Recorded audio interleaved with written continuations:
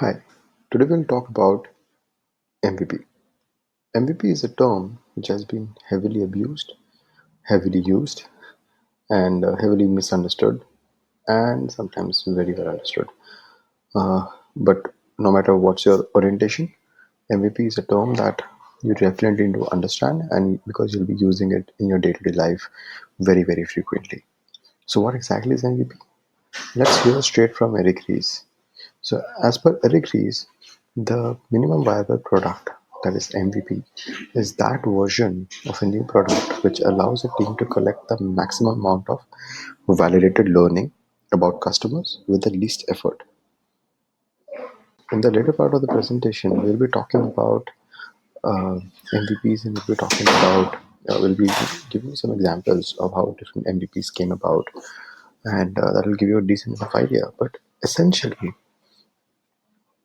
Uh, the idea is to reduce the features, reduce the product to the bare minimum, which, if done well, can help you get the right learnings about your customers with a minimum amount of effort. Okay, and the single core purpose of an MVP is to essentially test and validate the assumptions and the hypothesis that you are making about the product. Right. So how do we go about building an MVP, or how exactly, what is the thought process behind an MVP? Well, we always start by asking why and how are the products created. Why products are created? Because there's an innovative solution to a simple problem. And how do we go about creating this product? We start by listening and observing our surroundings to pick up on existing problems which are hiding in plain sight. So you'll come up with an idea, right? Then you'll go about planning and specifying the details of the product. That okay, to solve this idea or to solve this problem, these are the solutions. These are the approaches that we can take. You may end up with one single solution. You might end up having multiple solutions, whatsoever. Then you start implementing the plan. That is, the product is. You start making the product, and then finally you reveal the product. But the real moment of truth comes in actually at step 4. That is, will the consumers like your product? Is the product meeting their needs? Will anyone buy the product? Do I have the budget to redo the product with new changes? Is the product economically viable? And so many things, right? And these questions are very difficult to answer till the final product is in the marketplace and actual users are using it, right? And this is why MVP becomes really, really useful.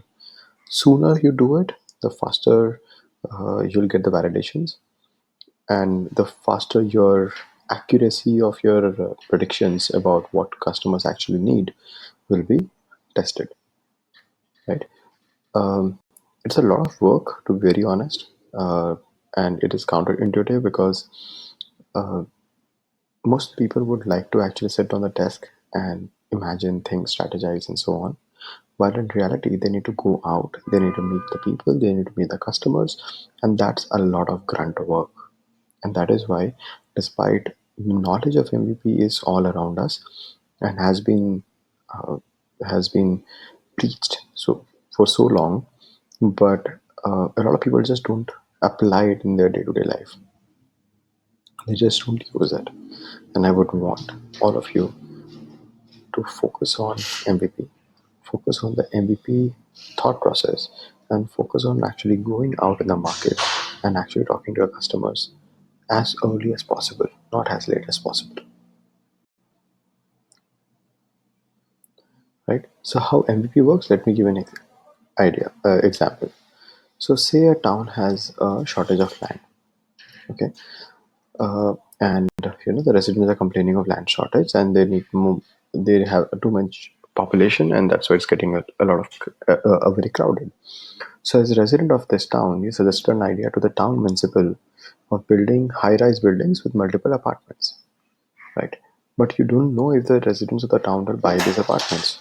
So your aim is to build a basic building with the basic amenities. You do not want to get into intricate detailing of the apartment or invest too much money. Since you build a basic building, it gets built in a short time frame. You open it up to the residents of the town and await their response.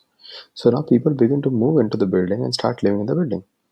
The people who move in at this stage are the early adopters. This validates your first assumption that residents of the town are open to the idea of apartments. And the people who actually, when you planned to launch the building, when you floated the idea, the people who said that, okay, yeah, this is what I would want, and I will definitely that I take my money and get this is token money, I would definitely join. These are your early adopters. These are your early, I would say, believers, right? Now, as those go by, uh, residents of the apartment begin interacting with the building maintenance team and start to give feedback on new amenities like, say, a gym or a swimming pool. And by being in a constant contact with your consumers and observing the behavior around your product, you'll be able to make more accurate products. Another example is our humble donut, right? The plain donut is an MVP, while the donut with the sprinkles on the right is a final product, right? The problem was a sweet, affordable breakfast treat, which can be grabbed on the go.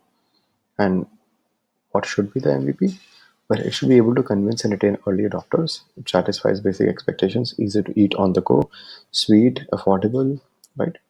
Ultimately, donut was born in the form of um, a sweet, nice ring, and which can be customized to everybody's needs. Somebody would write peanut PBJ, and some people will prefer Nutella. Some people will prefer just plain, simple donut, right?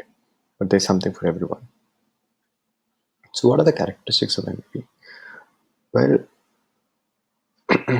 out of all of the various options, I would simply say these three matter the most. It possesses features that satisfy the basic expectations.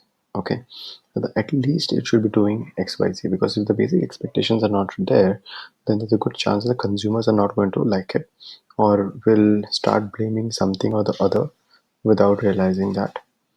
I mean, they will not be able to use the product properly.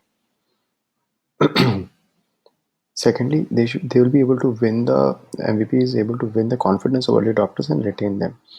That's really really important.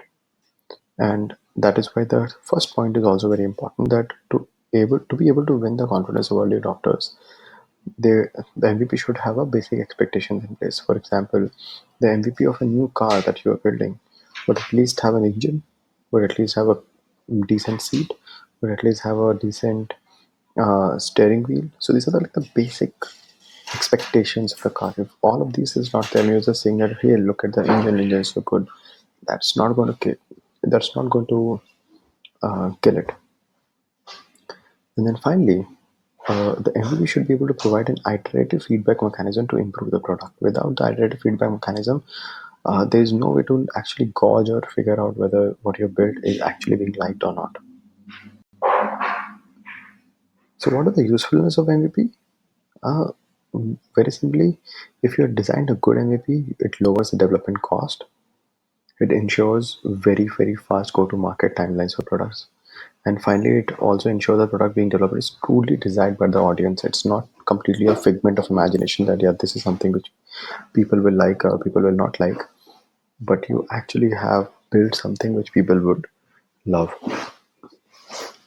In fact, if you refer to Reid Hoffman of LinkedIn or Max Zuckerberg of Facebook, both of them embody this whole concept of MVP. Facebook uh, keeps talking about move fast, big things, because they also believe that what matters is actually putting up the product out and getting feedback from the consumers than simply keep on sitting on it and perfecting it. And on the other hand, Reid Hoffman keeps talking about if if your product is if your first version is not embarrassing, you have delivered too late, which again embodies the same principle of moving really fast and going really fast, right? And MVP are perfect for that, right? So let me share a couple of examples. So Zappos has a kick-ass MVP and has a legendary story about how Zappos built their initial proof of concept. So Zappos is an online store that sells high-end shoes and clothes, but it started as an online shoe store only. And the founder of Zappos, Nick, would click photos of shoes available at local stores and upload them on a website. When customers placed an order, he would manually go to the stores, pick up the shoes, and deliver them. As you can see, he did not have to invest in maintaining inventory or develop an advanced digital framework at the front end. Right? This was his MVP. Once he was able to validate his assumption that people would buy shoes online, he was able to go ahead and build everything out. Similarly, Airbnb, right? Airbnb has a fantastic story on how they bootstrapped and how they built their MVP. So right before a very important political event, the three founders of Airbnb, uh, they put up an ad saying that they have space available to rent. They bought 3 air mattresses and set up their apartment. People did actually respond to that, and that was the start. Right? And once things worked out, they went ahead.